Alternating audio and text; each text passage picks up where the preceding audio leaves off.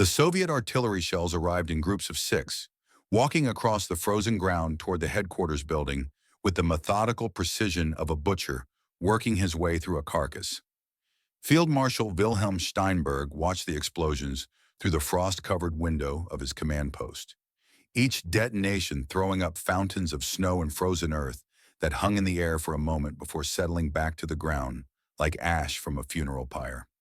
The building shuddered with each impact, dust falling from the ceiling beams in small cascades that caught the lamplight and turned the air inside the room into a golden haze. It was December 16th, 1941. The temperature outside stood at 42 degrees below 0 Celsius. The Soviet winter counteroffensive that Marshal Georgy Zhukov had launched 11 days earlier was now tearing through German positions along a front that stretched from Kalinin in the north to Tula in the south, a distance of nearly 300 kilometers. 58 fresh Siberian divisions, troops who had spent their entire lives in climates that made this Russian winter seem almost mild, were systematically destroying Army Group Center, the largest concentration of German military power ever assembled in human history. Steinberg was 61 years old. He had served in the Imperial German Army during the First World War, had watched the Kaiser's empire collapse in the chaos of 1918, had helped rebuild the military in the years that followed, and had commanded Army Group Center since the beginning of Operation Barbarossa 6 months earlier. The invasion that was supposed to destroy the Soviet Union in 8 weeks had instead become a nightmare of frozen equipment, exhausted men, and tactical situations that grew more desperate with each passing hour. He thought about his son, a captain commanding an infantry company in 9th Army's southern sector, wondering if the young man was still alive in positions that offered no shelter from cold that could kill as efficiently as Soviet bullets. The door opened behind him, admitting a blast of Arctic air, and 4 men whose presence transformed this headquarters room into something more significant than just another collection of officers planning another retreat. These were the men Steinberg had served with for decades, had trained with in the years between the wars, had fought beside during the campaigns in Poland and France. They represented more than 200 years of combined military service to Germany, and every one of them understood exactly why they had been summoned here tonight. General Heinrich Rausch entered first, stamping snow from his boots with movements that were sharp and controlled, despite the cold that had numbed his feet during the drive from his command post. At 53, Rausch was the youngest man in the room and the one whose reputation extended furthest beyond Germany's borders. He had written the doctrine for armored warfare that made the word blitzkrieg famous, had commanded the panzer forces that shattered the French army in 6 weeks, and now found himself watching those same forces being systematically destroyed by cold weather that turned engine oil to sludge and froze hydraulic systems solid. General Ernst Hoffmann followed, moving with the slight limp he had carried since taking shrapnel in his left leg during the battle for Smolensk in July. He commanded 4th Panzer Group northeast of Moscow, 300 tanks and 50,000 men who were currently being pressed back by Soviet attacks that came in waves throughout the day and night. Hoffmann was 56 years old, a career officer who had joined the Army in 1904 and whose service record read like a history of German military operations for the past 4 decades. General Adolf Richter came next, his face showing the exhaustion of a man who had not slept more than 3 hours at a stretch in the past 2 weeks. At 59, Richter commanded 9th Army, the formation currently absorbing the heaviest Soviet attacks and suffering casualties at a rate that would destroy the entire force within another month if nothing changed. Richter had raised his sister's son after her husband was killed in the trenches near Verdun in 1916, and that young man, now Lieutenant Hans Schmidt, served in Richter's own command. The general knew with absolute certainty that if his army was forced to remain in its current positions, the boy he had helped raise would be among the dead before January ended. The last to enter was General Franz Waldheim, chief of the Army General Staff, who had flown in from Berlin that afternoon in weather that grounded most aircraft. Waldheim was 58, the highest-ranking professional military officer in the German armed forces, and the man who bore responsibility for translating Adolf Hitler's strategic visions into operational reality. He had spent the past 3 months watching those visions collide with material facts in ways that produced casualty reports of such magnitude that he sometimes wondered if the numbers were real or if he had slipped into some nightmare from which he would eventually wake. Steinberg waited until all 4 men had removed their coats and gathered around the map table that dominated the center of the room. The map showed Army Group Center's positions with painful clarity. Red arrows marked Soviet penetrations. Blue symbols indicated German units. And the empty white spaces between them represented gaps in the line where no forces existed at all. The situation was deteriorating hour by hour, and every officer in this room understood that without immediate action, the largest German military formation on the Eastern Front would cease to exist as a functional fighting force before the year ended. The 5 generals stood in silence for a moment, looking at the maps, understanding what those colored marks and symbols meant in terms of human lives and tactical possibilities. Outside, the artillery barrage shifted targets, the explosions moving away from the headquarters building and toward the supply dumps 2 kilometers to the east. Somewhere in the distance, a German 88mm anti-aircraft gun opened fire, the distinctive crack of its discharge cutting through the deeper rumble of the Soviet bombardment. Steinberg spoke first, his voice carrying the flat certainty of a man stating facts rather than offering opinions. We have approximately 48 hours to make a decision that will determine whether this army group survives or is destroyed in place. The Soviet forces attacking our positions outnumber us by a ratio of nearly 3-to-1 in infantry and worse than that in armor and artillery. Our casualties over the past 11 days have exceeded 180,000 men, killed, wounded, or missing. We are losing an average of 16,000 men per day. At current rates, Army Group Center will be combat ineffective by the first week of January. Rausch moved to the map, his finger tracing the positions held by his 2nd Panzer Army along the southern portion of the front. My forces began this campaign with 900 operational tanks. As of this morning, I have 147 vehicles that can move and fight. The rest are frozen solid, broken down, or destroyed. The cold is killing us faster than the Russians. Yesterday, I lost 12 tanks to mechanical failure and 3 to enemy action. Engine oil freezes at these temperatures. Hydraulic systems fail. Tracks snap like frozen rope. The Maybach engines were not designed for this climate. Hoffmann added his own assessment, speaking in the measured tones of someone delivering a medical diagnosis. 4th Panzer Group has suffered 43,000 casualties since the Soviet counteroffensive began. That represents 60% of my authorized strength. Some divisions are down to regimental size. I have battalion commanders leading forces that should be commanded by lieutenants. We are running out of ammunition, fuel, and food simultaneously. Current supplies will sustain combat operations for approximately 36 hours, after which my men will be fighting with whatever they can scavenge from the dead. Richter's contribution came with the weight of personal anguish beneath the professional analysis. 9th Army lost 7,100 men yesterday, 7,000 in a single day. Most of them died from cold-related injuries, not enemy fire. We have over 20,000 frostbite casualties requiring immediate medical evacuation, but our medical system collapsed a week ago. Men are dying from infected wounds that would be survivable under normal conditions. I am watching an entire army freeze to death while following orders to hold positions that have no strategic value and cannot be adequately supplied. My nephew writes that his platoon burns furniture and ammunition crates to stay warm, that they share blankets because half their winter equipment never arrived, that men are dying in their sleep from cold that penetrates every shelter they can improvise. Waldheim pulled a folder from his briefcase and opened it on the map table. The document inside was stamped with classification markings and bore the signature of the Army High Command. I have been compiling casualty projections based on current attrition rates. If we maintain our present positions through the end of January, Army Group Center will suffer an additional 300,000 casualties. That number is conservative. It assumes the Soviets do not increase the tempo of their attacks, which they almost certainly will. It assumes our supply situation does not deteriorate further, which it almost certainly will. And it assumes we do not face a major encirclement, which becomes more likely with each passing day. The numbers hung in the air like an executioner's verdict. 300,000 casualties. the equivalent of 15 full-strength divisions. An entire army group bled to death over 6 weeks because of a decision to hold positions that could not be held. Steinberg looked at each man in turn, seeing in their faces the same understanding he felt himself. They were not discussing abstract military theory or engaging in staff college exercises.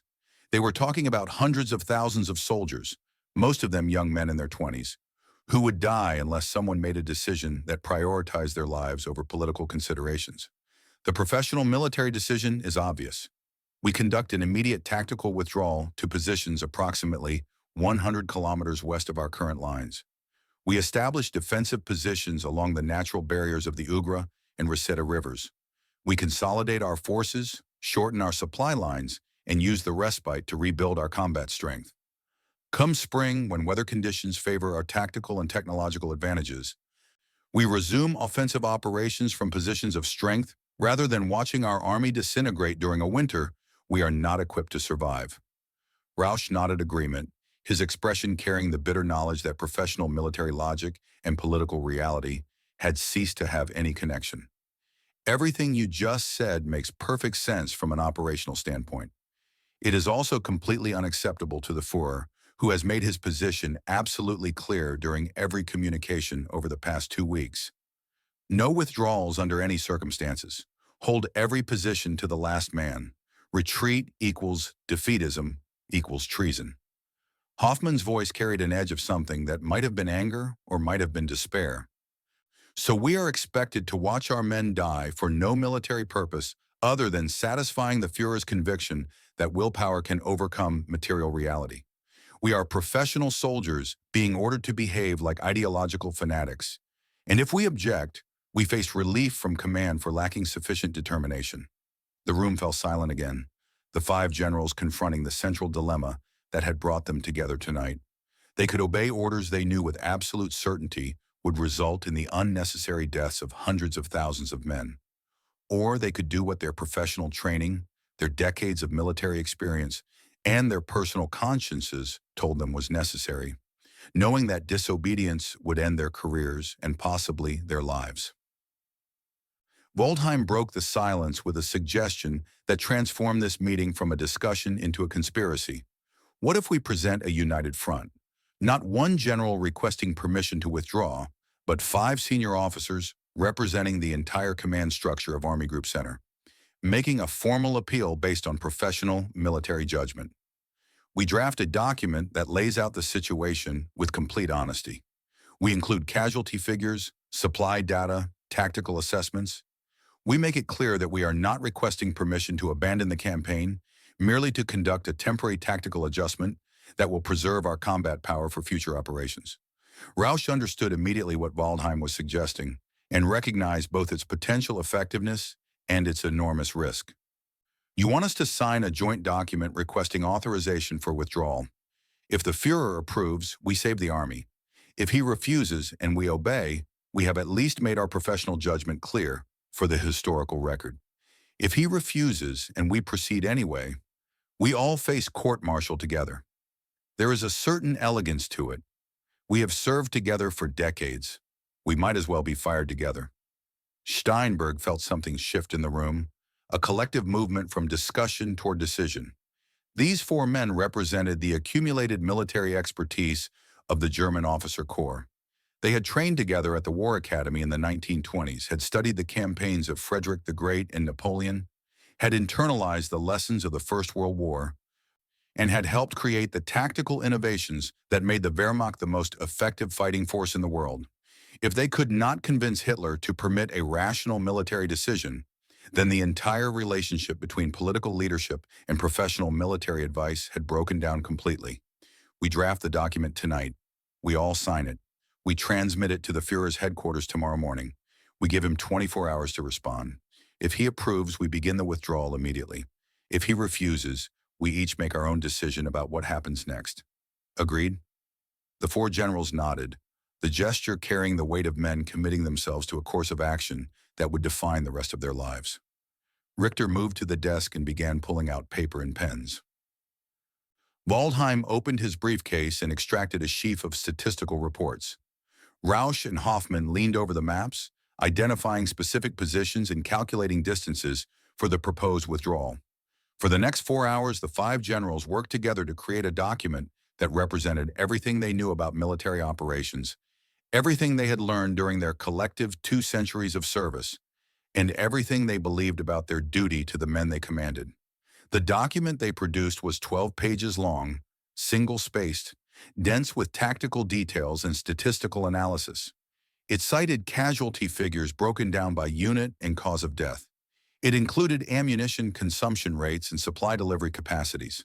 It detailed equipment losses and weather-related degradation of combat effectiveness. It proposed specific defensive lines based on terrain analysis and force concentration requirements. The final paragraph was shorter than the rest, stripped of technical jargon, written in language that any reader could understand regardless of military background. We have served Germany faithfully for 4 decades. We have commanded armies in battle and led men in combat. We have studied warfare as both science and art. We make this request not from cowardice or defeatism, but from professional judgment and moral obligation to the soldiers under our command. We believe this withdrawal is militarily necessary. We believe it will save hundreds of thousands of German lives. We believe it represents the best chance for ultimate victory. We request the Führer's authorization to proceed. All 5 signatures appeared at the bottom of the page. Wilhelm Steinberg, Field Marshal, Army Group Center; Heinrich Rausch, General, 2nd Panzer Army; Ernst Hoffmann, General, 4th Panzer Group; Adolf Richter, General, 9th Army; Franz Waldheim, General, Chief of Army General Staff. The document was encrypted and transmitted to Hitler's headquarters at Rostenburg in East Prussia at 0600 hours on December 17. The 5 generals separated after the transmission, returning to their respective commands to wait for a response that would determine whether they had just saved an army or ended their careers. The reply arrived 14 hours later, delivered by teletype in text that had been personally approved by Adolf Hitler. The message was brief, written in the clipped style Hitler used when issuing orders that would tolerate no discussion or interpretation. To Field Marshal Steinberg and co-signatories, your request is denied. There will be no withdrawal of any kind under any circumstances. Every position will be held to the last man and last bullet. Commanders who request permission to retreat demonstrate defeatist attitudes incompatible with leadership responsibilities. The 5 officers who sign this document will report their decision within 24 hours. Either they will obey this direct order and hold their current positions, or they will be immediately relieved of command for lacking the determination necessary for their posts. There will be no further discussion of this matter. Adolf Hitler. Steinberg read the message 3 times, each reading confirming what the first had made clear. Hitler was not interested in professional military advice. He was not concerned with casualty rates or tactical realities. He had made a political decision based on ideological conviction, and that decision would be enforced regardless of the military consequences. The telephone on Steinberg's desk rang at 1800 hours.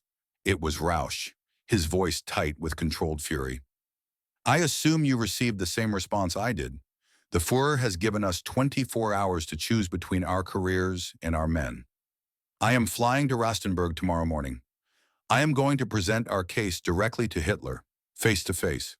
If written arguments and statistical analysis cannot convince him, perhaps looking him in the eye while explaining that we are watching an entire army die will have some effect. Steinberg felt something close to hope for the first time since the Soviet counteroffensive began. Rausch was the most respected armor commander in the Wehrmacht, the officer whose tactical innovations had revolutionized modern warfare.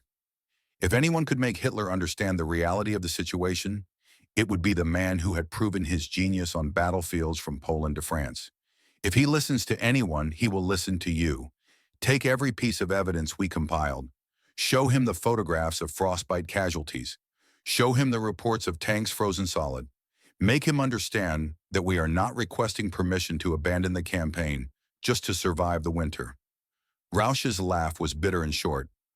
I will do my best, but if I do not return, you will know the answer, and you will have to decide what comes next. The call ended. Steinberg sat alone in his headquarters as darkness fell outside, and the temperature dropped toward -45 Celsius. Somewhere to the east, his soldiers were huddled in positions that offered no protection from the cold, burning furniture and ammunition crates to stay alive, sharing blankets and body heat, dying by the hundreds from exposure and frostbite, and the accumulated effects of exhaustion that had pushed human endurance past its breaking point.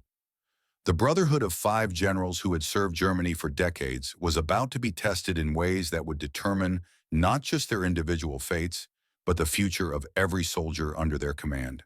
Within 48 hours, that brotherhood would begin to fracture under pressures that no amount of shared history or professional respect could withstand. Rausch's aircraft departed for East Prussia at 0700 hours on December 18th. The meeting with Hitler was scheduled for 1400 hours. Steinberg spent the morning reviewing casualty reports and trying to prepare for whatever came next. The numbers continued their relentless upward climb. 16,000 casualties yesterday, 17,000 the day before. At some point, those numbers would stop being statistics and become a catastrophe from which the German army would never recover. The telephone call came at 16:30 hours. It was Waldheim, speaking from Berlin, his voice carrying the flat affect of a man delivering news he could barely process himself. Rausch has been relieved of command, effective immediately. The meeting with Hitler lasted less than 30 minutes. Hitler refused to discuss tactical details or review any of the evidence Rausch presented. He accused Rausch of cowardice and defeatism. When Rausch persisted in his arguments, Hitler terminated the meeting and issued orders for Rausch's immediate relief. He has been placed on indefinite leave and ordered to return to Berlin. His career is over. Steinberg felt the words like physical blows. Rausch was the panzer genius, the officer whose tactical brilliance had shaped modern armored warfare, the man who understood better than anyone how to employ mobile forces in offensive operations. If Hitler would fire Rausch for requesting a tactical adjustment based on sound military reasoning, then no officer was safe from relief for telling uncomfortable truths. What are his orders regarding the rest of us? Waldheim's pause stretched long enough that Steinberg knew the answer before the words arrived. Hitler considers the joint request to be evidence of a defeatist attitude among senior commanders. He is watching the 4 of you closely. Any further request for permission to withdraw will result in immediate relief from command. He has made it clear that he expects absolute obedience to his stand-fast order, and that he will replace any commander who cannot or will not follow that order without question. After the call ended, Steinberg sat motionless at his desk, staring at the maps that showed his forces being compressed into positions that would become killing grounds if they could not maneuver or withdraw. The Brotherhood had just lost its first member. The officer they had sent to speak truth to power had been destroyed for his honesty. The message could not have been clearer. Professional military judgment was no longer wanted or tolerated. Only absolute obedience would be accepted, even when that obedience guaranteed catastrophic casualties.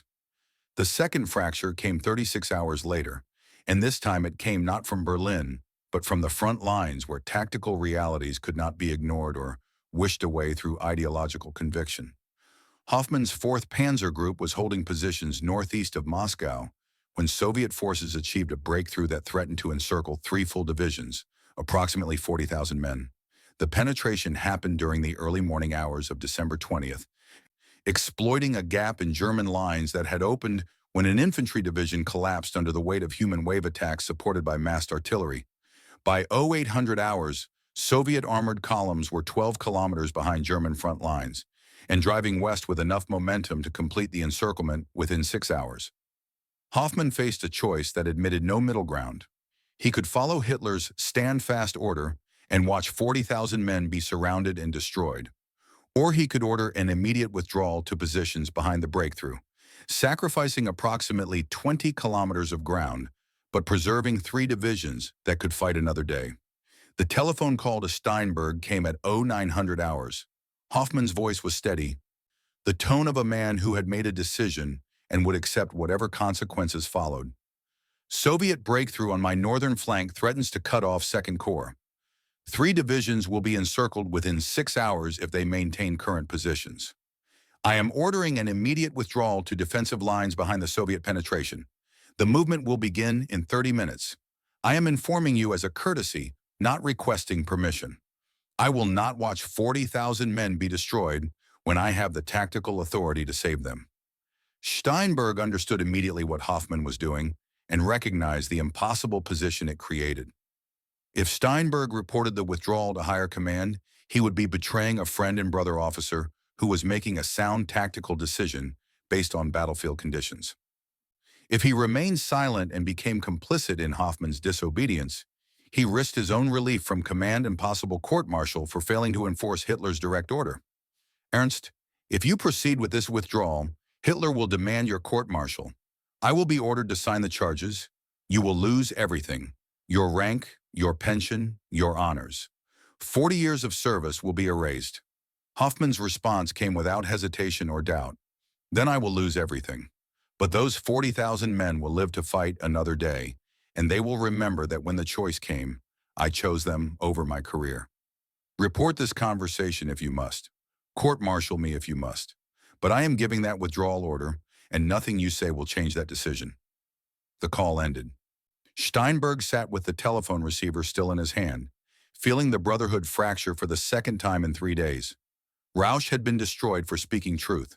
Hoffmann was about to be destroyed for acting on professional judgment, and Steinberg himself faced a choice that would define not just his career, but his character. He could report Hoffmann's unauthorized withdrawal and become the instrument of his friend's destruction. He could remain silent and risk his own position, or he could join Hoffmann in open disobedience, accepting that such a decision would end his career, but might inspire other commanders to prioritize military necessity over political orthodoxy. The decision, when it came, was not based on career calculations or risk assessment. It was based on the recognition that remaining silent would make him complicit in whatever happened to Hoffmann, and that complicity was a burden he could not carry. He picked up the telephone and placed a call to Hitler's headquarters. The conversation that followed was brief and professional. Steinberg reported that General Hoffmann had conducted an unauthorized tactical withdrawal in violation of direct orders. He provided the specific details of the withdrawal, the tactical justification Hoffmann had cited, and the number of troops involved. He spoke in the flat monotone of an officer filing a required report, betraying neither approval nor condemnation of Hoffmann's actions. The response from Hitler's headquarters arrived 6 hours later. General Ernst Hoffmann was relieved of command, effective immediately. Court-martial proceedings would begin within 1 week. Charges would include disobedience of direct orders in wartime, failure to execute combat directives, and conduct unbecoming an officer. Field Marshal Steinberg was directed to sign the formal charges as Hoffmann's superior officer and to ensure all evidence was properly documented for presentation to the military tribunal. Steinberg read the orders and understood that he had just signed the death warrant for his friend's career. Hoffmann's tactical withdrawal had succeeded brilliantly, saving 3 divisions from encirclement and destruction. But that military success would now be prosecuted as criminal disobedience, and the officer who had made the correct tactical decision would be publicly humiliated and stripped of everything he had earned during 4 decades of service. The telephone rang again at 2200 hours. It was Richter, calling from 9th Army headquarters, his voice heavy with exhaustion and something that might have been despair. I heard about Hoffmann. I heard about Rausch. I know what you are facing now, but I need you to understand my position. Hans is like a son to me. I raised him after my sister's husband died at Verdun. If I disobey orders and face court-martial, the regime will destroy not just my career, but my family. They will target Hans, use him as leverage, perhaps even court-martial him for my disobedience. I cannot risk that. I am choosing obedience, not because I believe it is right, but because I cannot bear the thought of what will happen to the boy if I resist. Steinberg understood. Richter was not a coward. He was a man who had raised his sister's son as his own child, making calculations that included considerations beyond pure military logic. The regime they served had made it clear that disobedience would be punished not just professionally but personally, that families could be targeted and destroyed along with careers. I do not judge you, Adolf. Every man must make his own choice based on his own circumstances. But understand what your choice means. Your army will suffer casualties that could be prevented. Men will die who might have lived, and you will carry that knowledge for the rest of your life. Richter's voice, when it came, was barely a whisper. I know. God help me, I know. The brotherhood of 5 generals had now fractured completely. Rausch was in exile, his career destroyed for speaking truth to power. Hoffmann faced court-martial for making a tactically sound decision that saved 40,000 men. Richter had chosen obedience over professional judgment, accepting that his choice would result in unnecessary casualties. Waldheim remained in Berlin, watching the disaster unfold from the strategic level, but powerless to influence tactical decisions. And Steinberg stood alone at the center, forced to choose between friends, between principles, between the army he commanded and the regime he served. He walked to the window and looked out at the frozen landscape where his soldiers fought and died. Somewhere in that darkness, young men were sharing their last rations, burning their last fuel, firing their last ammunition. They trusted that their commanders would make decisions based on military necessity rather than political calculation. They believed that professional soldiers would prioritize their welfare over career advancement or ideological purity. The telephone on Steinberg's desk would not ring again that night, but tomorrow morning he would be required to sign the court-martial charges against Ernst Hoffmann, transforming a professional disagreement into a criminal prosecution. Tomorrow afternoon, he would receive updated casualty reports showing how many men had died while he wrestled with questions of loyalty and obedience. Tomorrow evening, he would face the same choice Hoffmann had faced, the same choice every commander in Army Group Center now confronted daily. Obey orders that guaranteed catastrophic casualties, or disobey and accept personal destruction. The pistol on Steinberg's desk sat next to the casualty reports, and the court-martial orders and the maps that showed Soviet forces advancing through gaps his army could not defend.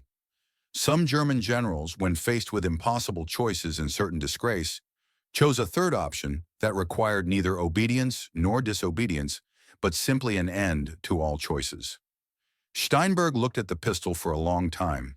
Then he picked up his pen and began drafting the charges against the man who had been his friend and brother in arms for 30 years. The brotherhood was broken, the choice had been made, and the consequences would echo through the remainder of the war and into history itself. Outside, the temperature fell to -48 degrees Celsius. The casualties continued to climb, and somewhere in Berlin, Heinrich Rausch sat alone in his apartment, listening to radio reports of German forces being pressed back all along the Eastern Front, knowing that everything he had warned about was coming true, and knowing that the truth had cost him everything. The court-martial of General Ernst Hoffmann began on January 7, 1942, in a conference room that had been cleared of furniture, except for a long table where 3 military judges sat in uniforms pressed to razor-edge precision. The room was unheated, cold enough that breath formed clouds in the air, and the men assembled there kept their greatcoats buttoned to the throat. Outside, the temperature held steady at -38 degrees Celsius, and the distant rumble of artillery fire provided a constant reminder that the war continued regardless of the legal proceedings taking place inside this frozen building. Hoffmann stood at attention before the tribunal, his uniform stripped of all insignia, except for the basic rank markings that identified him as a general officer, though everyone present understood those markings would not survive the day. Field Marshal Wilhelm Steinberg sat at the prosecution table, the formal charges arranged in neat stacks before him, each page representing another nail in the coffin of a friendship that had lasted 3 decades. The presiding judge, a colonel from the Judge Advocate General's office who had never commanded troops in combat, read the charges in a voice that carried no inflection or emotion. General Ernst Hoffmann, you stand accused of willful disobedience of direct orders during wartime, specifically the unauthorized withdrawal of 2nd Corps from assigned defensive positions on December 20th, 1941, in direct violation of the Führer's explicit directive that all positions be held without retreat. How do you plead? Hoffmann's response came clear and steady. The words of a man who had spent the past 2 weeks preparing for this moment and had resolved to face it with dignity and tact. Guilty as charged. I ordered the withdrawal. I knew it violated direct orders. I would make the same decision again under identical circumstances. The admission sent a ripple through the small audience of staff officers who had been assembled to witness the proceedings. Military courts-martial typically involve defendants who denied guilt or claim misunderstanding of orders. Officers who confessed to disobedience while simultaneously affirming they would repeat their actions represented a challenge to the entire system of military discipline that the tribunal was designed to enforce. The prosecutor, a major who had been specially selected for his political reliability, rose to present the case against Hoffmann. His presentation focused not on military necessity or tactical justification, but on the principle of obedience itself, arguing that modern warfare required absolute submission to the chain of command and that officers who substituted their own judgment for explicit orders from higher authority undermined the discipline essential for military effectiveness.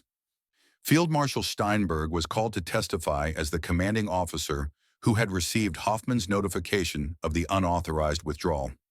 He took the witness chair and provided factual testimony about the telephone conversation, confirming the date and time, repeating Hoffmann's exact words as he remembered them, and acknowledging that Hoffmann had clearly stated his intention to proceed with the withdrawal, regardless of orders forbidding such action.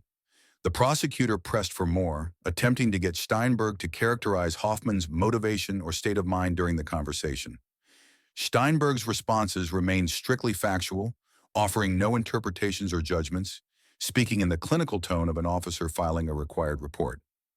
But when the prosecutor asked directly whether Steinberg believed Hoffmann's action constituted a betrayal of military duty, the answer came with a precision that cut through the political theater. General Hoffmann made a tactical decision based on battlefield conditions that threatened the encirclement and destruction of 3 divisions. His decision saved approximately 40,000 men who would otherwise have been lost. From a purely military standpoint, his action demonstrated sound judgment and proper understanding of operational necessities. Whether that military success justifies violation of direct orders is a question for this tribunal to answer, not for me. The words hung in the cold air like an indictment of the entire proceeding.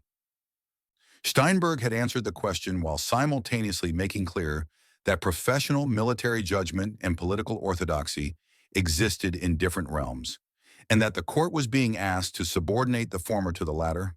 Hoffmann was permitted to make a statement in his own defense. He rose and spoke for 7 minutes, delivering what amounted to a professional soldier's manifesto on the relationship between orders and conscience. I do not dispute the facts as presented. I violated a direct order. I did so knowingly and deliberately. My justification is simple. 3 divisions, 40,000 German soldiers, were about to be encircled and destroyed. I possess the tactical authority and military means to prevent that disaster. I chose to save 40,000 men rather than follow an order that would have resulted in their deaths. If the principle of military discipline requires that I be punished for that choice, I accept the punishment. But I will not apologize for saving the lives of men who deserve better than to be sacrificed for a political decision made by leaders hundreds of kilometers from the battlefield. The tribunal deliberated for 47 minutes before returning with a verdict that had been foreordained from the moment charges were filed. Guilty on all counts. Sentence to include immediate cashiering from the armed forces, forfeiture of all rank and honors, loss of all pension rights accrued during 38 years of service, and permanent prohibition from holding any position of public trust within the Reich. The judges rose and filed out. The small audience dispersed. Steinberg gathered his papers and walked to where Hoffmann stood, now officially a civilian whose military career had been erased as thoroughly as if it had never existed. They stood face to face, 2 men who had served together since before most of the soldiers currently fighting on the Eastern Front had been born. Hoffmann broke the silence first, his voice carrying no bitterness or recrimination. You chose your career. I chose my men. History will judge us both. I hope you can live with your choice, Wilhelm. I know I can live with mine. Steinberg wanted to say something that would bridge the gap between them, some words that would acknowledge the impossible position they had both faced. But the gap was unbridgeable, created not by their choices but by a system that forced such choices in the first place. He simply nodded and walked away, leaving Hoffmann standing alone in the frozen conference room where the cost of saving 40,000 lives had just been calculated at the destruction of one career. 3 days after Hoffmann's court-martial, on a morning when fresh snow had covered the frozen ground and the temperature climbed almost to minus 20 degrees Celsius, Steinberg received a telegram from Ninth Army headquarters. The message was brief and official, stripped of unnecessary words in the way military communications always were when conveying information that would break hearts. Captain Wilhelm Steinberg Jr., commanding 2nd Company, 4th Battalion, 115th Infantry Regiment, had been killed in action on January 9th during a Soviet assault on positions his company had been ordered to hold despite being outnumbered 4-1.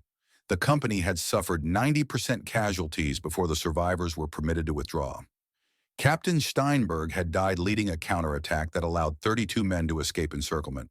The telegram included the standard expressions of condolence and commendation, noting that Captain Steinberg had performed his duties with exceptional courage and that his sacrifice would be honored in accordance with military tradition. But for Steinberg, reading those words in his headquarters office, while listening to the same artillery fire that had provided background noise to his son's death, the official language meant nothing. His son was dead. The boy had followed orders, held his position, and died for ground that would be abandoned 3 days later when Soviet pressure made the position untenable anyway.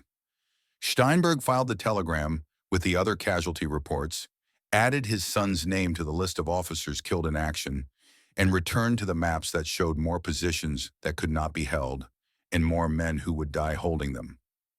He did not call Richter, though he knew the general would understand what it meant to lose someone you loved to orders that made no military sense. He did not inform Hoffmann, who was already in Berlin, beginning his new life as a cashiered officer. He simply added one more name to the casualty list and one more weight to the burden of choices that had seemed reasonable at the time, but now felt like betrayals of everything that mattered. The brotherhood had not just fractured, it had consumed its own children, and the father who had chosen preservation over principle now understood exactly what that choice had cost. 300 kilometers to the south, General Adolf Richter stood in his command post reading casualty reports that turned his decision to choose obedience into a chronicle of preventable deaths. Ninth Army had lost 7,100 men on December 19th, 6,800 on the 20th, 8,200 on the 21st. The numbers continued their remorseless climb through Christmas and into the new year. By January 7th, the same day Hoffmann was being court-martialed for saving lives, Ninth Army had suffered 63,000 casualties in 3 weeks. The reports broke down causes of death with bureaucratic precision: 40% combat-related wounds, 35% frostbite and exposure, 25% disease, exhaustion, and starvation. The categories meant nothing to the men who died, but they meant everything to commanders attempting to understand how an army could be destroyed by weather as efficiently as by enemy action. Richter kept a separate file in his desk drawer, one that would never be included in official reports or transmitted to higher headquarters. It contained letters from company and battalion commanders describing conditions at the front in language that bypassed official euphemisms and spoke plainly about what was happening to soldiers forced to remain in positions that offered no shelter and received no adequate supplies. One letter, from a captain commanding an infantry company reduced to 43 men from an authorized strength of 180, described finding 6 soldiers frozen to death in their foxholes on the morning of December 24th. They had burned everything combustible trying to stay warm, including their own equipment and personal effects.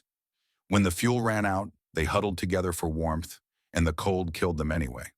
The captain had written that he no longer knew whether he was commanding soldiers or presiding over a slow-motion execution.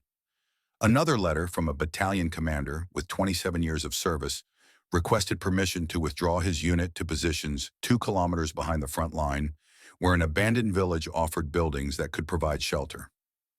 The request had been denied by division headquarters, which cited Hitler's stand-fast order and threatened relief from command if the request was repeated. The battalion commander's final paragraph stated that he had followed orders and remained in position, and that as of his writing, 163 men from his battalion had died from cold-related injuries that would have been prevented by access to heated shelter. Richter read these letters late at night when the headquarters staff had retired, and he was alone with the accumulated documentation of his choice to obey rather than resist. Each letter represented officers doing their duty and watching men die as a result. Each casualty figure represented someone's son or husband or father, reduced to a number in a statistical table that measured the human cost of ideological conviction. The letter that destroyed whatever remained of Richter's peace of mind arrived on January 9th, the same day Steinberg's son was killed 200 kilometers to the north. It came from a lieutenant commanding a platoon in the sector where Lieutenant Hans Schmidt served. The letter was brief and factual, reporting that Lieutenant Schmidt had died on December 29th from complications of frostbite and exposure. Schmidt had refused evacuation while men under his command remained in position, and by the time his condition became critical, transport was no longer available. He had died in a field hospital tent with inadequate heating and no morphine for pain management. The letter included personal effects, a photograph, a watch, a final letter Schmidt had written to his family but never mailed. Richter opened the letter and read the words the boy he had raised had written in what must have been the final hours before cold and infection claimed him. "Uncle Adolf, if you receive this, it means I did not survive. I want you to know that I understood why we remained in these positions, despite conditions that made defense almost impossible. Orders are orders, and soldiers must obey. But I also want you to know that I watched good men die from cold and starvation, while we held ground that had no strategic value. I hope someday someone can explain why their deaths were necessary. I hope you can explain it to their families. I hope you can explain it to yourself. Your loving nephew, Hans." Richter sat alone in his office with the letter spread on his desk and the casualty report stacked beside it. 63,000 men lost. One of them was his sister's son, the boy he had helped raise after Verdun took his father, a 23-year-old who had believed in serving his country and who had died following orders that Richter himself could have questioned, but chose not to challenge. The pistol that sat in every German general's desk drawer seemed to grow heavier as the night progressed. Richter took it out and placed it beside the letter, considering whether some mistakes were too large to survive. But suicide required a form of courage he no longer possessed, and it would change nothing for the 62,999 other casualties whose deaths he had enabled through his obedience. He put the pistol away and picked up his pen, drafting yet another report to higher headquarters about supply shortages and casualty rates and the deteriorating condition of his army. The report would be read by staff officers in heated buildings hundreds of kilometers from the front, would be filed away in archives, and would have no effect whatsoever on the policies that continued killing men at rates that could not be sustained. While Richter wrestled with the consequences of obedience and Hoffmann adjusted to civilian life after 38 years in uniform, the systematic purge of German commanders continued across the entire Eastern Front with a thoroughness that suggested deliberate policy rather than isolated incidents of discipline enforcement. Field Marshal Friedrich Bergmann, commanding Army Group South in Ukraine, was relieved on January 12th after requesting permission to conduct a tactical withdrawal from exposed positions around Rostov-on-Don. Bergmann was 64 years old, a Prussian aristocrat whose family had produced officers for the German army across 3 centuries. His relief from command represented not just the loss of one general, but the destruction of a tradition that linked modern warfare to military customs extending back to Frederick the Great. Field Marshal Otto Lindemann, commanding Army Group North at the Siege of Leningrad, received his relief orders on January 16th after requesting authorization to shorten his lines and withdraw from salients where his forces suffered heavy casualties from Soviet counterattacks. Lindemann was 65, the oldest field commander on the Eastern Front, and his removal sent a clear message that seniority and experience provided no protection against relief for questioning Hitler's operational directives. The pattern repeated itself at corps and division level. Generals who requested tactical flexibility were replaced by officers who promised absolute obedience. Commanders who cited casualty rates or supply shortages as justification for operational adjustments found themselves reassigned to administrative positions or forced into retirement. The Wehrmacht's command structure was being systematically purged of officers who believed professional military judgment should influence tactical decisions. General Franz Waldheim, watching this purge from his office in Berlin, compiled statistics that documented the scope of the transformation. 35 senior officers relieved of command between December 1st and January 31st. 3 field marshals, 8 army commanders, 14 corps commanders, and 10 division commanders removed from their positions in a span of 60 days. The purge represented approximately one-third of all senior leadership positions on the Eastern Front. Waldheim understood what those numbers meant in operational terms. Experienced commanders who understood the capabilities and limitations of their forces were being replaced by officers selected primarily for political reliability. The institutional knowledge accumulated through years of combat experience was being discarded in favor of ideological conformity. The German army was destroying its own command effectiveness at precisely the moment when that effectiveness was most desperately needed. He drafted a memorandum analyzing the long-term consequences of the purge, projecting how the loss of experienced leadership would degrade operational performance and increase casualty rates over time. The memorandum was carefully worded to avoid direct criticism of Hitler's decisions, focusing instead on objective analysis of how command changes affected military effectiveness. Waldheim submitted the document to the Chief of the High Command, hoping that professional analysis might penetrate the ideological barriers that surrounded Hitler's headquarters. The response arrived 3 days later. Waldheim was thanked for his analysis and informed that his expertise would be better utilized in a position where he could focus on administrative matters without the distractions of operational planning. He was being reassigned to command of occupation forces in Norway, effective immediately. The reassignment was phrased as a promotion, recognizing his valuable service and trusting him with important responsibilities. Everyone who read the orders understood it was exile, removing a truth-teller from positions where his truths might interfere with policies based on fantasy rather than fact. The purge had now consumed all 5 generals who had signed the original request for authorization to withdraw. Rausch was in forced retirement in Berlin. Hoffmann had been cashiered and stripped of all military standing. Richter remained in command of 9th Army, but as a broken man whose obedience had cost him the boy he had raised as a son. Waldheim was being shipped to Norway, where his professional expertise would be wasted managing occupation duties. And Steinberg stood alone at the center, having chosen to preserve his command by signing the charges against Hoffmann, now presiding over an army group that continued to suffer casualties at unsustainable rates while mourning a son who had died following the same orders Steinberg had chosen not to challenge. But the most significant development was not the destruction of the old guard. It was the rise of officers who understood what the purge meant and adjusted their behavior accordingly. General Klaus Werner had been a relatively junior division commander in November 1941. By February 1942, he commanded Army Group Center, promoted over dozens of more senior and experienced officers to replace Steinberg, who was quietly reassigned to administrative duties in Germany with the understanding that his field command days had ended. Werner's rise had nothing to do with military brilliance or tactical innovation.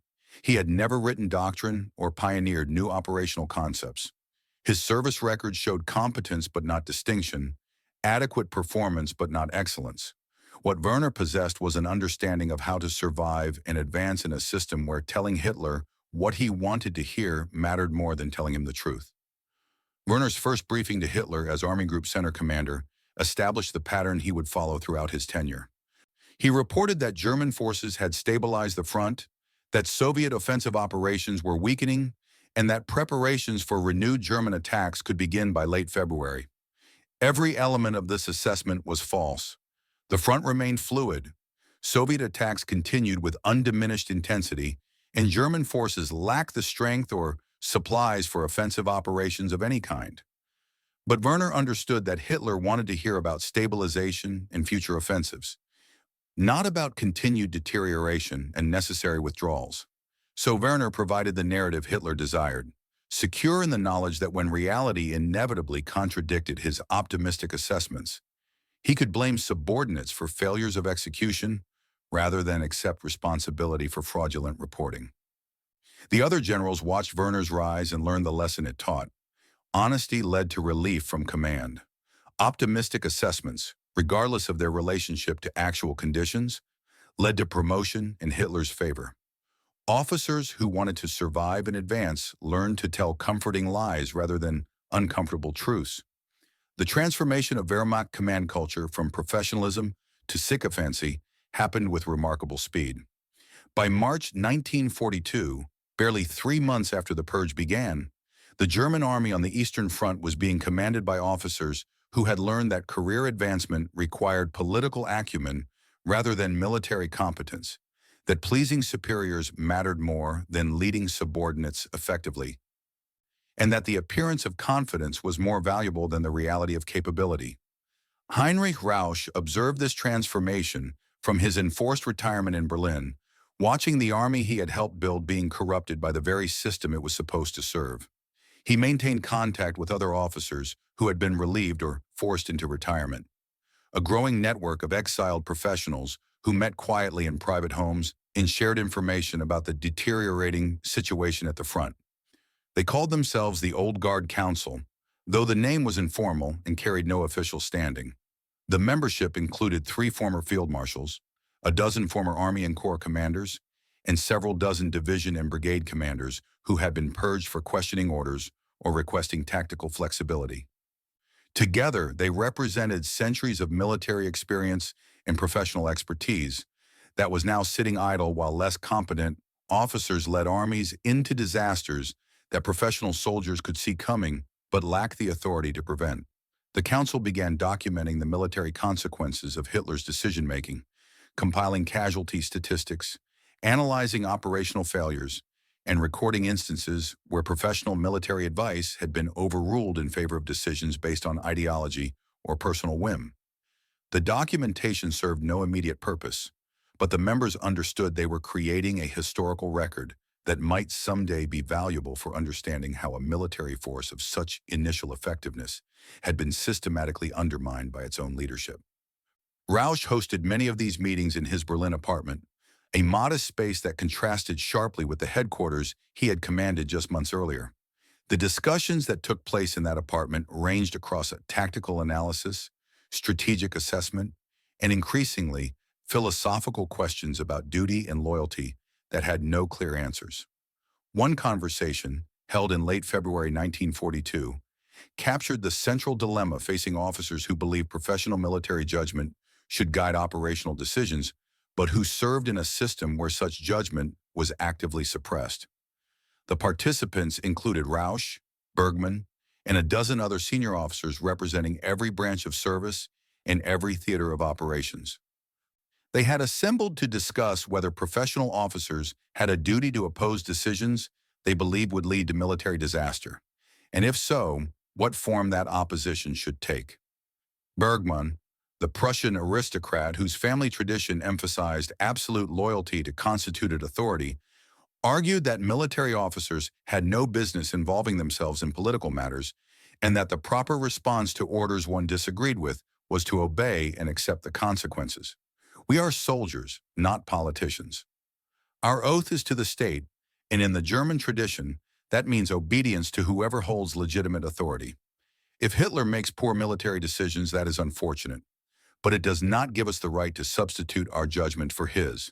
We can advise, we can recommend, we can present professional analysis. But when orders are given, we must obey. Rausch responded with the perspective of someone who had been fired for offering exactly the kind of professional advice Bergmann described. Your position assumes that the person giving orders is acting in the state's interest and is merely mistaken about military details. What happens when the person giving orders is actively destroying the army through decisions that have no military rationale? At what point does obedience to a leader become betrayal of the country that leader claims to serve? I was fired for telling Hitler that his stand-fast order would result in catastrophic casualties. Those casualties have occurred exactly as predicted. My obedience to Hitler would have required me to participate in the unnecessary destruction of German forces. How is that serving Germany? A former Corps commander who had been relieved for conducting an unauthorized withdrawal interjected with the practical perspective of someone who had faced the choice between obedience and military necessity. The question is not what we should do in the abstract, but what we can do given the realities of the system we serve. We have seen what happens to officers who disobey orders or who persist in offering unwanted advice. We are all sitting in this room because we made choices that Hitler found unacceptable. We can debate the philosophy of civil-military relations, but the practical reality is that Hitler has absolute authority and will use that authority to destroy anyone who challenges him. So what exactly are we proposing? Another memorandum that will be ignored? Another request for tactical flexibility that will result in more relief orders? The discussion continued for hours, circling around questions that had no satisfactory answers. The officers in that room represented the finest military minds Germany possessed, but they were powerless to influence decisions being made by a political leader who had demonstrated he would not tolerate dissent or independent judgment. The conversation eventually turned to darker subjects, with several participants suggesting that the only way to prevent continued military disasters was to remove Hitler from power through means that went well beyond professional military channels. The suggestion was not developed into any concrete proposal, but the fact it was raised at all indicated how far some officers had moved from traditional notions of obedience and loyalty. Rausch ended the meeting with a statement that captured the tragic position of professional soldiers serving in a system that had turned professional expertise into a liability rather than an asset. We have each made choices that ended our careers. We chose to tell the truth when lies were wanted, to save lives when sacrifice was demanded, to exercise professional judgment when blind obedience was required. History will judge whether our choices were correct. But I would rather be sitting in this room as a fired general who tried to do right than commanding armies while participating in avoidable disasters.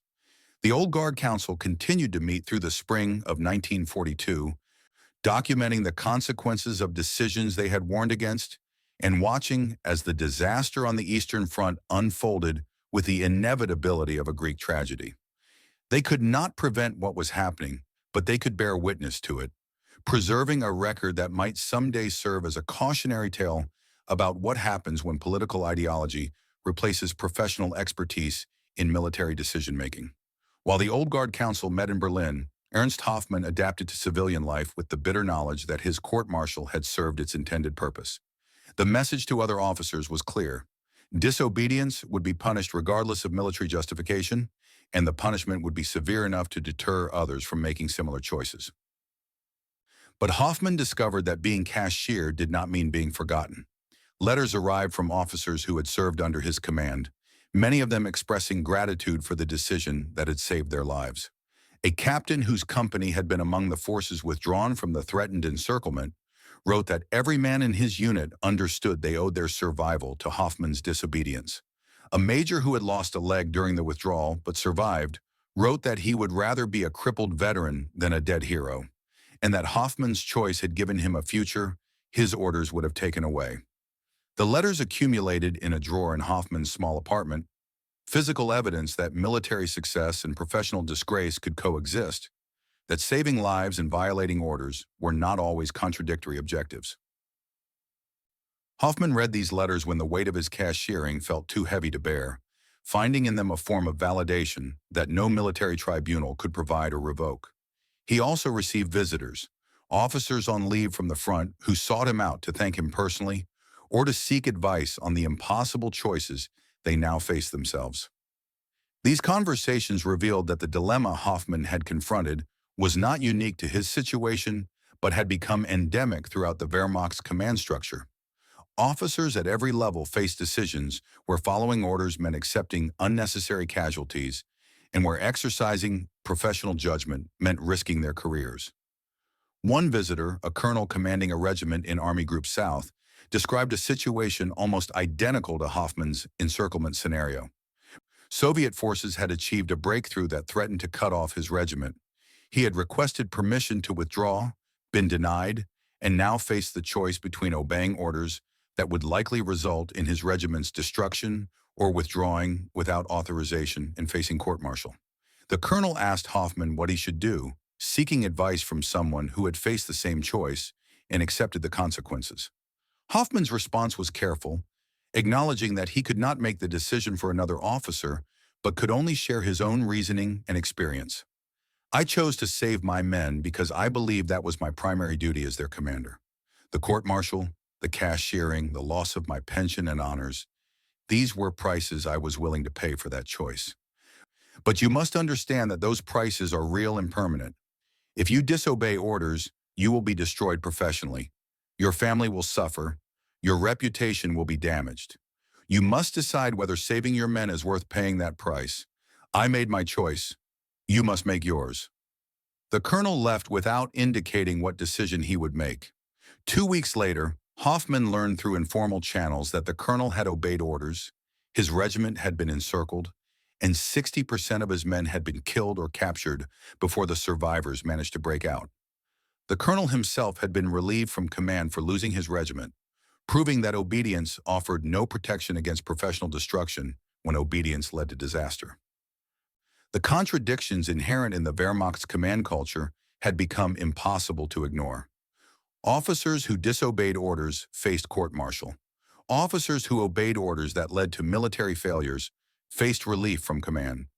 The only path to survival was to obey orders that succeeded, but success often required the kind of tactical flexibility that orders explicitly forbade. The system had become a trap that destroyed careers regardless of the choices officers made. By late March 1942, the casualties from the winter campaign had exceeded 1 million German soldiers killed, wounded, or missing on the Eastern Front. The purge of commanders had removed 35 senior officers and dozens more at junior levels. The command culture that had made the Wehrmacht the most effective fighting force in the world had been replaced by a culture of sycophancy and deception, where survival required telling superiors what they wanted to hear, rather than what they needed to know. The brotherhood of 5 generals who had attempted to save an army had been completely destroyed. Rausch sat in exile documenting disaster. Hoffmann lived in disgrace, his career erased. Richter commanded what remained of Ninth Army while consuming himself with guilt over choices that had cost the life of the boy he had raised. Waldheim managed occupation forces in Norway, his expertise wasted on administrative trivia. Steinberg had been quietly reassigned to training duties in Germany. His field command career ended by the choice to preserve his position through signing the charges that destroyed Hoffmann, mourning a son whose death proved that preservation had saved nothing that mattered. The question of whether their sacrifice had served any purpose remained unanswered. The casualties they had predicted had materialized exactly as forecast. The army they had tried to save through tactical withdrawal had suffered catastrophic losses by standing fast. The professional military judgment they had offered had been proven correct by events. But none of that vindication could restore their careers or undo the transformation of the Wehrmacht's command culture from professionalism to political reliability. And in the distance, like thunder before a storm, the consequences of the winter purge began to echo forward into future disasters that would make the casualties of 1941 seem modest by comparison. The pattern had been established. The lesson had been learned. Obedience mattered more than competence. Ideology trumped expertise. And the price for that transformation would be measured in the deaths of millions and the ultimate destruction of everything the German army had once represented. The pocket formed around Stalingrad with the geometric precision of a military textbook diagram, 2 Soviet armored pincers meeting west of the city on November 23, 1942, cutting off the German Sixth Army and transforming 100,000 square kilometers of Russian steppe into the largest prison camp in history. General Friedrich von Paulus stood in his headquarters at Gumrach Airfield, studying the same maps that had documented the encirclement, and understood with absolute clarity that he was facing the identical choice that had destroyed Wilhelm Steinberg's career and shattered the brotherhood of generals exactly 1 year earlier. The numbers told the story with brutal simplicity. 250,000 German and Romanian troops surrounded, supplies sufficient for perhaps 10 days at reduced ration levels. Soviet forces tightening the encirclement hourly.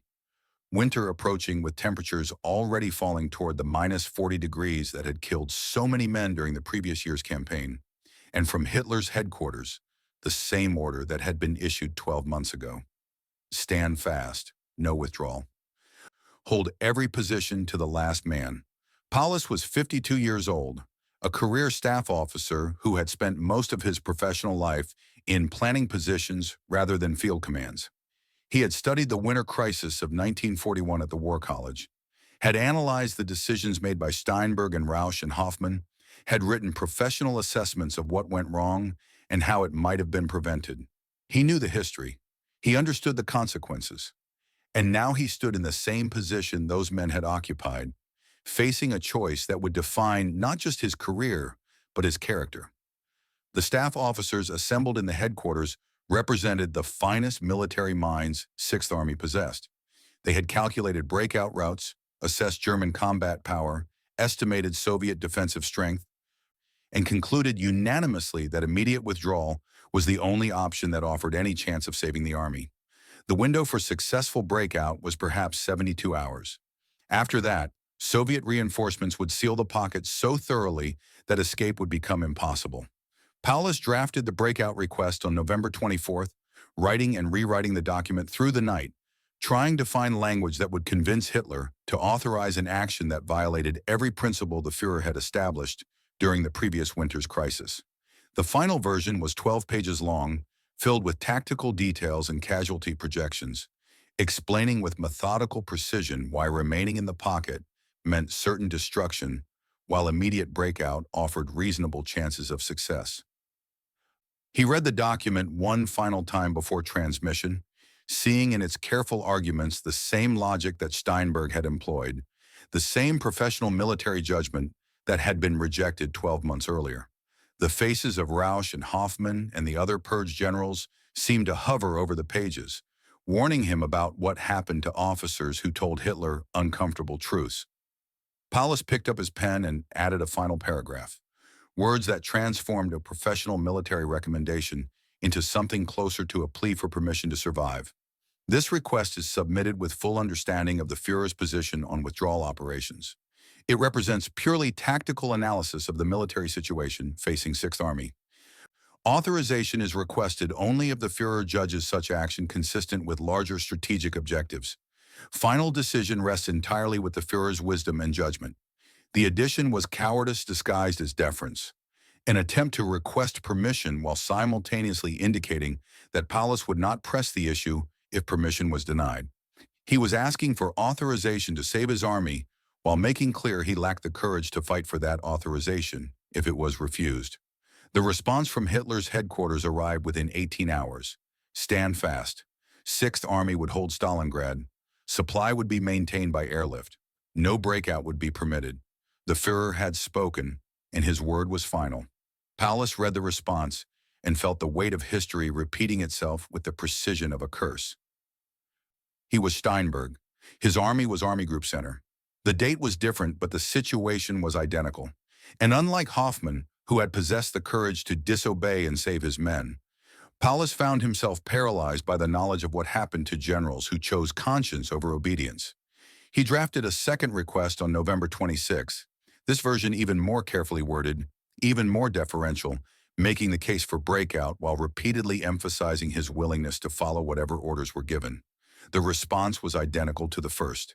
Stand fast. No withdrawal. The pattern from winter 1941 was being repeated with such exactness that it seemed less like coincidence than destiny. The Chief of Staff of Sixth Army, a colonel who had served under Paulus for 3 years, found his commander sitting alone in the headquarters bunker on the evening of November 27, the breakout window closing with each passing hour. The colonel spoke with the bluntness of a man who understood that professional courtesy meant nothing when an entire army faced annihilation. General, we have perhaps 48 hours before breakout becomes impossible. The men are ready. We have sufficient fuel and ammunition for the operation. Every senior commander supports immediate action. If we move now, we can save this army. If we wait for permission that will never come, we condemn 250,000 men to death or captivity. Paulus looked at his chief of staff and saw the same determination that must have driven Hoffmann to make his unauthorized withdrawal. But Paulus had studied what happened to Hoffmann. The court-martial, the cashiering, the destruction of a career, the public humiliation, and behind those professional consequences lurked darker implications. The Gestapo had begun investigating officers suspected of defeatism. Families of disgraced officers faced social ostracism and worse. The price of disobedience had increased since winter 1941. The silence stretched between the two men until the colonel understood that no order for breakout would be given. He saluted and left the bunker without another word. Paulus sat alone, understanding that his paralysis had just sealed the fate of Sixth Army. The window would close, the pocket would become a death trap, and history would record that Friedrich von Paulus had learned exactly the wrong lesson from the purge of winter 1941. The lessons Paulus learned were simple and fatal. Heinrich Rausch had been fired for telling Hitler the truth. Ernst Hoffmann had been court-martialed for saving his men through disobedience. Wilhelm Steinberg had destroyed his career by choosing between his friends and his duty. The price of independent judgment was professional destruction. Therefore, the path to survival lay in absolute obedience, regardless of consequences. The logic was impeccable and catastrophic. By January 1943, 91,000 survivors of Sixth Army marched into Soviet captivity. The rest, over 150,000 men, lay dead in the frozen ruins of Stalingrad or in the steppes surrounding the city. Only 5,000 of those 91,000 prisoners would ever see Germany again. Paulus himself survived to become the highest-ranking German officer captured during the war, living evidence that obedience to Hitler offered no protection against disaster. Franz Waldheim learned of Stalingrad's fall while stationed in Norway, reading the casualty reports with the numb recognition that everything the Old Guard Council had predicted and documented was coming true with mathematical precision. He sat in his Oslo office, surrounded by the comfortable banality of occupation duty, and calculated that if Paulus had ordered an immediate breakout on November 24th, approximately 150,000 German soldiers would have escaped the pocket. The cost of Paulus's fear could be measured in the lives of those who died because their commander lacked the courage to disobey. Waldheim added Stalingrad to the documentation the Old Guard Council had been compiling, creating a comprehensive record of how the purge of winter 1941 had established patterns of cowardice and sycophancy that led directly to subsequent disasters. The document was hidden in multiple locations, insurance against the day when truth might again have value in a country currently devoted to official lies. But documentation of disaster was not the same as prevention, and the Old Guard Council had no power to influence decisions being made by officers who had learned that survival required submission to Hitler's will, regardless of military consequences. The tragedy unfolding on the Eastern Front was visible to anyone willing to see, but seeing disaster and preventing it were different capabilities. And the Wehrmacht's command structure had been purged of officers who possessed the courage to act on what they saw. Yet not all the lessons from winter 1941 led inexorably to catastrophe. In France and Italy, some German commanders who remembered what had happened to those who could not adapt developed the tactical flexibility that Hitler's system tried to suppress. They conducted fighting withdrawals when positions became untenable, preserved their forces for future battles, and when they reported these actions to higher headquarters, they framed them as tactical repositioning rather than retreat. These officers understood that survival required not just obedience, but creative interpretation of orders, finding space between Hitler's ideological demands and operational reality where professional judgment could still function. Field Marshal Erwin Rommel in North Africa, though ultimately defeated by overwhelming Allied material superiority, demonstrated how commanders could maintain tactical flexibility even within Hitler's constraining system. When encirclement threatened, Rommel withdrew. When positions became untenable, he repositioned. When Hitler ordered attacks that made no military sense, Rommel delayed implementation while reporting preparation difficulties. His forces suffered defeats, but they were military defeats caused by enemy action rather than self-inflicted disasters caused by ideological rigidity. Rommel's eventual forced suicide in October 1944 proved that even creative compliance offered only temporary protection. But in the years before his death, he demonstrated that some space for professional military judgment still existed for commanders skilled enough and politically astute enough to exploit it. In Italy, Field Marshal Albert Kesselring conducted a masterful fighting withdrawal up the Italian peninsula, preserving his forces through tactical flexibility while avoiding the kind of catastrophic encirclements that consumed armies on the Eastern Front. Kesselring understood the lessons of winter 1941 and applied them in reverse. Where the purged generals had requested permission and been destroyed, Kesselring acted first and reported later, framing tactical withdrawals as preparations for counterattacks and defensive repositioning as economy of force measures.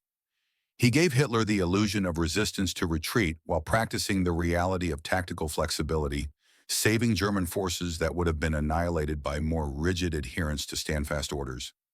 These examples of successful adaptation did not redeem the system that made such adaptation necessary, but they demonstrated that the Winter Purge had not completely destroyed all capacity for independent military judgment. Some officers learned to navigate between Hitler's ideological demands and operational necessity, preserving their forces and their commands through combinations of tactical skill and political acumen that the purge generals of winter 1941 had either lacked or refused to employ.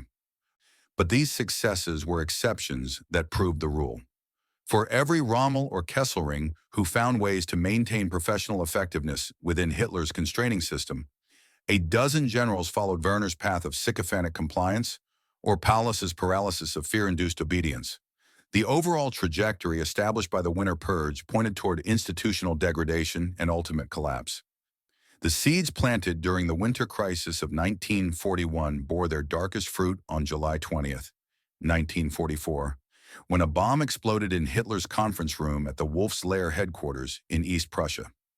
The assassination attempt failed, Hitler surviving with minor injuries, but the failed plot unleashed a wave of arrests and executions that consumed hundreds of officers suspected of involvement or sympathy with the conspirators.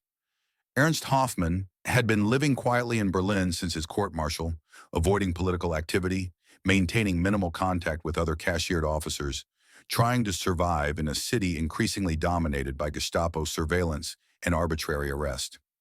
He had not been directly involved in the July 20th plot, had known nothing of the specific plans, had met Klaus von Stauffenberg only once at a social gathering where they discussed military history rather than assassination conspiracies. But Hoffmann's name appeared on a list the Gestapo had been compiling for months, a roster of officers who had been relieved or cashiered for questioning Hitler's orders or requesting tactical flexibility. The list represented potential enemies of the state, men whose professional disgrace marked them as candidates for more serious forms of disloyalty.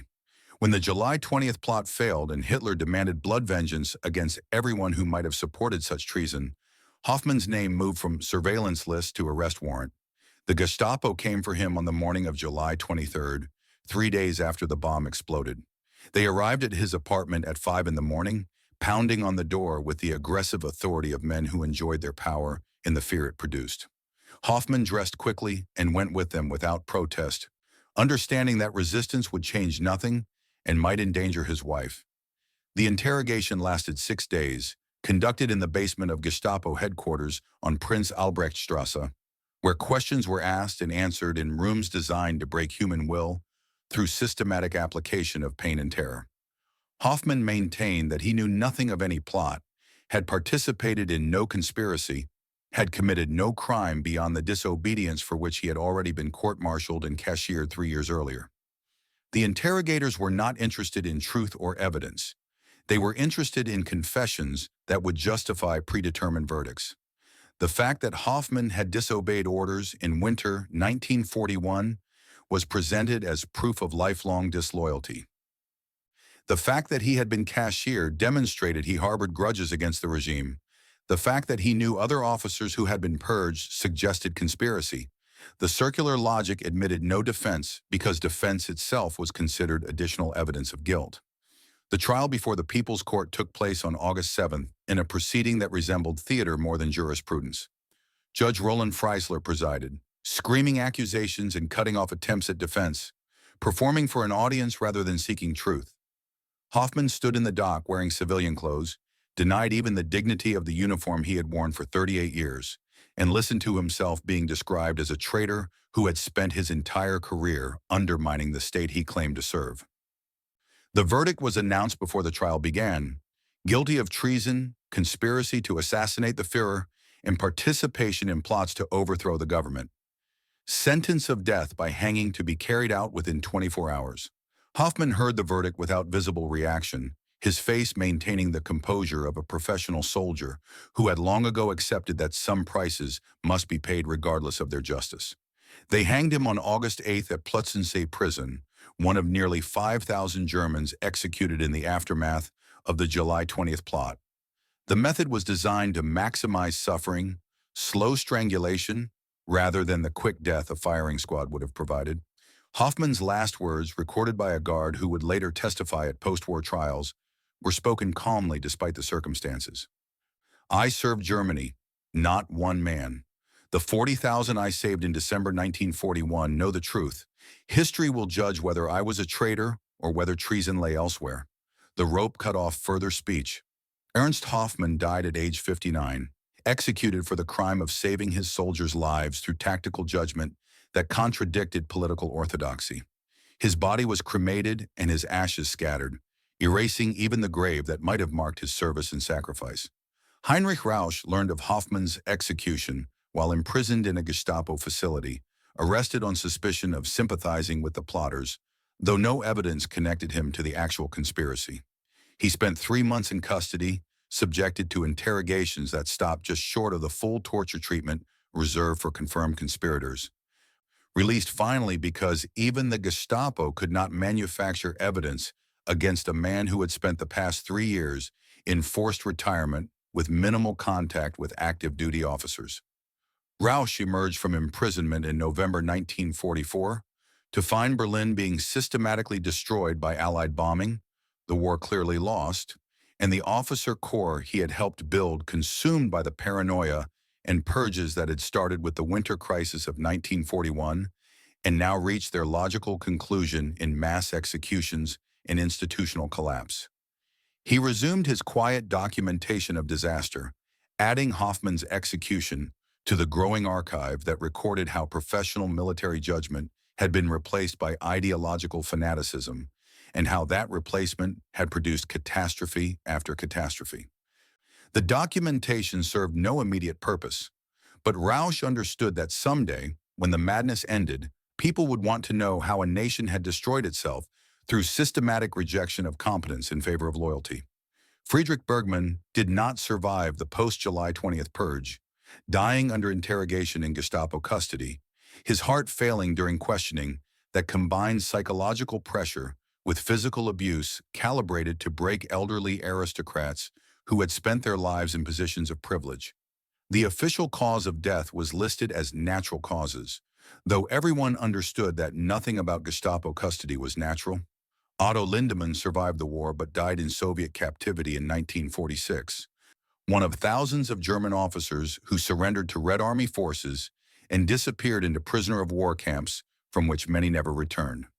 His death, like so many others, was documented only in Soviet archives that would not be opened for decades. Adolf Richter did not wait for arrest or execution or Soviet captivity. He shot himself in his Berlin apartment in March 1945 as Soviet forces closed on the city, leaving a note that explained nothing and apologized to no one. His sister, the mother of Lieutenant Hans Schmidt, who had died in the frozen positions Richter had refused to evacuate, received the news of her brother's suicide with the bitter observation that he had finally found the courage that eluded him in December 1941. Wilhelm Steinberg survived the war physically intact but spiritually destroyed, living in quiet retirement in Bavaria, refusing all interviews and declining all requests to write memoirs or provide historical commentary. The loss of his son had broken something fundamental inside him, transforming the choice to preserve his career into a weight that grew heavier with each passing year. He died in 1957, taking to his grave whatever justifications he had constructed for the choices that saved his position at the cost of his friendships, his conscience, and the son whose death had proven that preservation purchased through betrayal preserved nothing that mattered. Franz Waldheim returned from Norway after the war, testified at several war crimes trials, provided documentation to historians researching the Wehrmacht's Eastern Front campaigns, and lived until 1968, long enough to see the publication of the first comprehensive histories that confirmed everything the Old Guard Council had documented about the systematic destruction of professional military judgment. Klaus Werner, the yes man who had replaced Steinberg as Army Group Center commander, and risen through obedience and optimistic lies, found himself commanding the defense of Berlin in April 1945. In the final weeks of the war, with Soviet forces closing on the city and defeat inevitable, Werner finally told Hitler the truth, reporting that Berlin could not be held and that continued resistance served no military purpose. Hitler's response was to relieve Werner of command, firing him with the same casual brutality he had employed against truth-tellers throughout the war.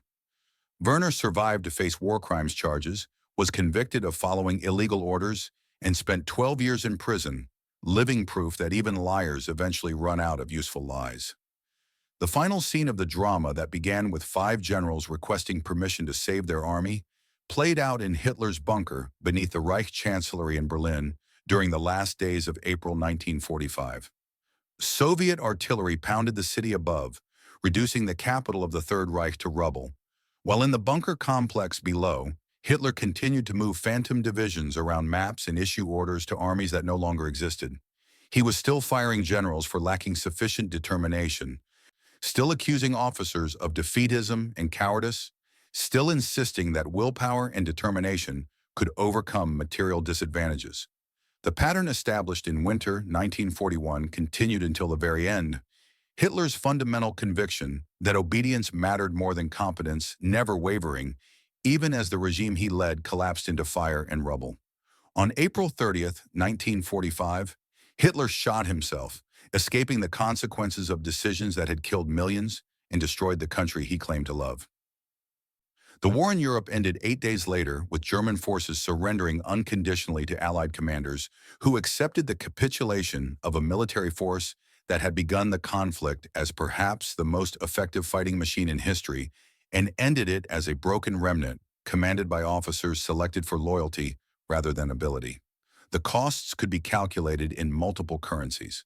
4 million German military casualties on the Eastern Front alone, millions more civilian dead, cities destroyed, a nation divided, an army's reputation permanently stained by crimes committed in the name of ideology. And at the center of it all, the pattern established during the winter crisis of 1941, when professional military judgment was rejected in favor of political orthodoxy, and when officers who told truth were destroyed to encourage others to embrace useful lies. The question of whether the Brotherhood of 5 generals could have prevented any of this remained unanswerable. Their attempt to save Army Group Center through tactical withdrawal had been rejected.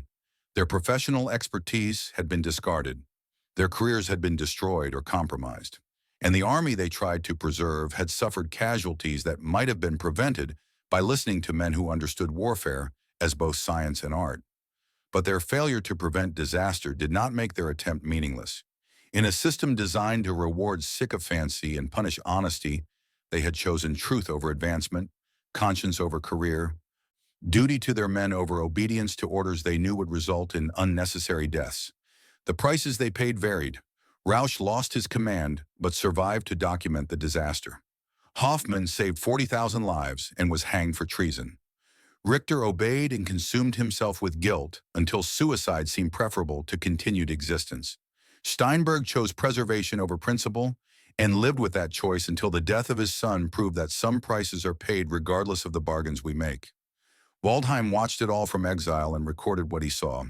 Their story became a case study taught at military academies in the decades following the war, an examination of civil-military relations and the relationship between obedience and professional judgment that had no simple answers but raised essential questions. At the United States Army War College in Carlisle, Pennsylvania, a course on leadership ethics included a week-long examination of the winter 1941 crisis and the choices facing German generals who saw disaster approaching but lacked the authority or courage to prevent it. The instructor was a colonel who had served in Vietnam, a combat veteran in his early 60s, whose gray hair and steady gaze suggested someone who had faced his own impossible choices and lived with their consequences.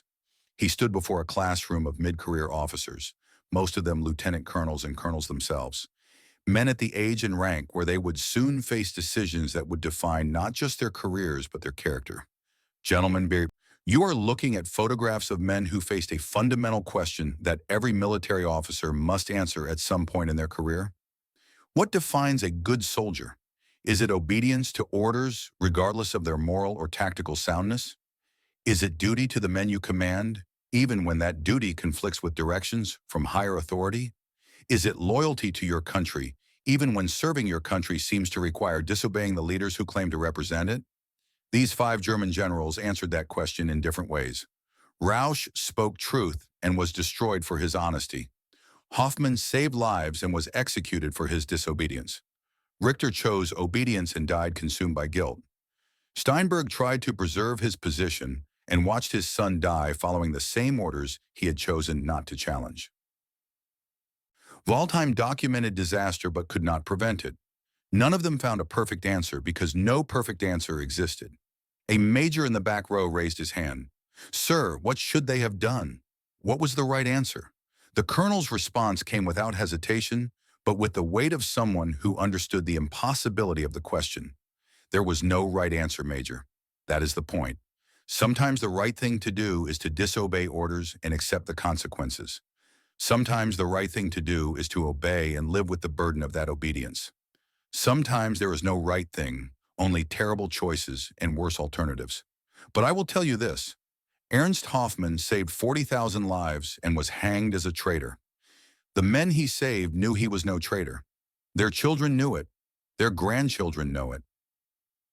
When you face your impossible choice, ask yourself what you want people to remember about the decision you made and choose accordingly." The lesson continued with analysis of the tactical situation, examination of the casualty figures, discussion of the long-term consequences of the winter purge. But the essential truth was already delivered. Military officers serve multiple masters, orders and conscience, duty to subordinates and loyalty to superiors, professional judgment and political realities. When those loyalties conflict, the choice reveals character and shapes institutions in ways that echo far beyond any individual career. The winter of 1941 ended. Spring came. The war continued. Men died in numbers that made individual sacrifice meaningless, except to those who loved the dead and those who ordered them to die. And the pattern established when 5 generals tried to save an army and were destroyed for trying echoed through every subsequent disaster until the final catastrophe consumed everything and everyone in flames that purified nothing and taught lessons that few were willing to learn. History records their names and documents their choices, preserving for future generations the eternal questions about duty and obedience that admit no final answers but demand that every officer in every generation confront them honestly and choose wisely, understanding that wisdom itself may not be enough when systems turn virtue into liability and punish competence to reward compliance.